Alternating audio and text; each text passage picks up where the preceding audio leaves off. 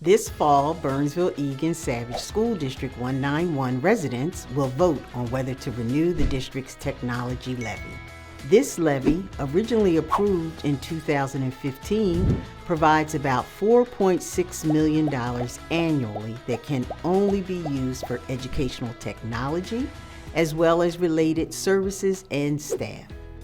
Voters will decide whether to renew the existing levy for another 10 years. If approved, the levy would continue to provide funding for replacing aging classroom technology and learning devices, learning technology programs so students can access class content, technology support for staff and students, and maintaining robust cybersecurity systems.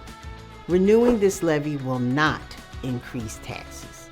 If voters do not renew the levy, the district would lose about $4.6 million in funding per year, reducing or eliminating crucial technology programs, resources, and support.